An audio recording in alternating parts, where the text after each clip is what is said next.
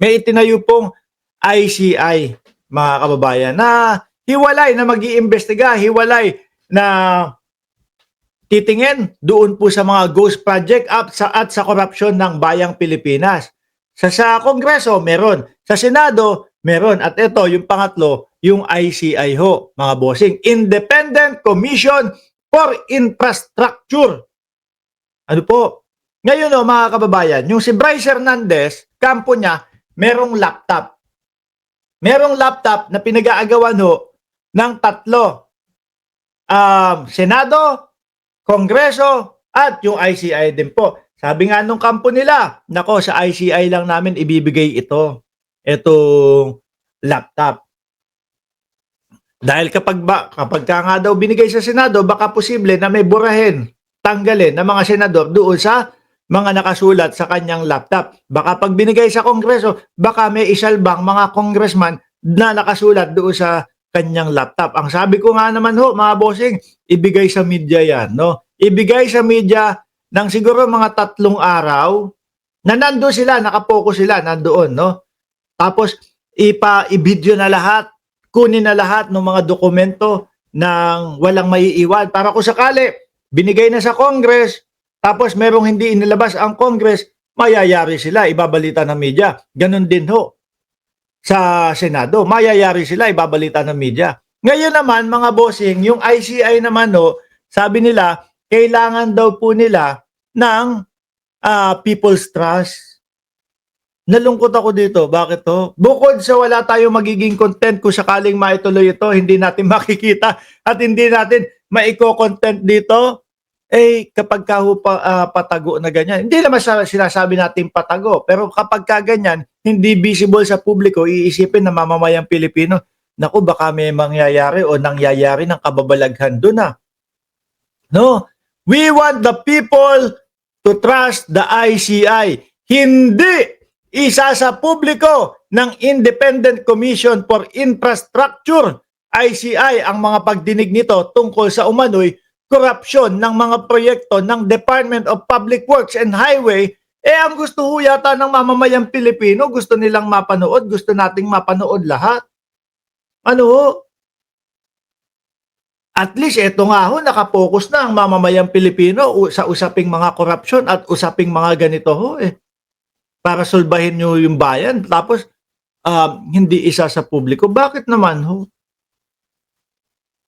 Kasi iisipin namin dyan, bakit ganun?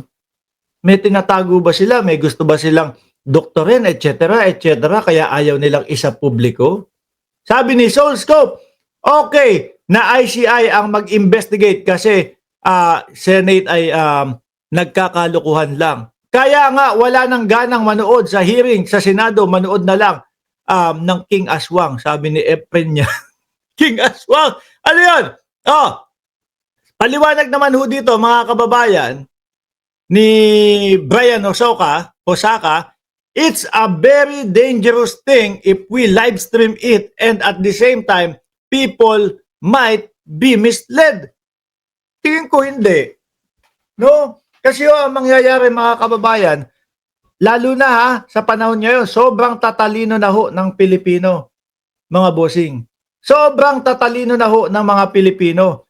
Kapag ka napapanood natin, yon, naaanalisa ho natin ng maayos Konti lang naman po yung mga nami-mislead. Yung mga utu-utu lang naman po.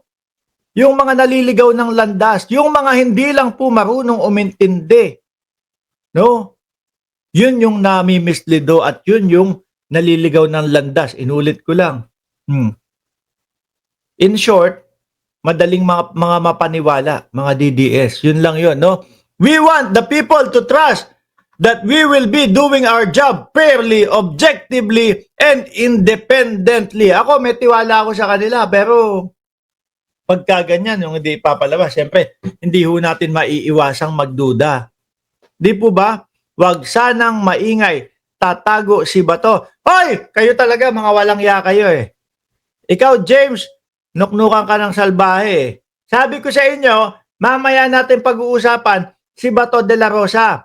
15 minutes bago natin pag-usapan si Bato de la Rosa. Para naman kahit papaano, meron siyang 15 minutes na kapayapaan sa utak niya. Eh wala, eto kayo, hindi pa time nung kay Bato de la Rosa, nandiyan na kayo. Tinatakot niyo na yung tao. Oh, alam niyo naman, sabi ko nga sa inyo, pagka yan, nakakarinig ng tungkol sa ICC, kinakabahan yan.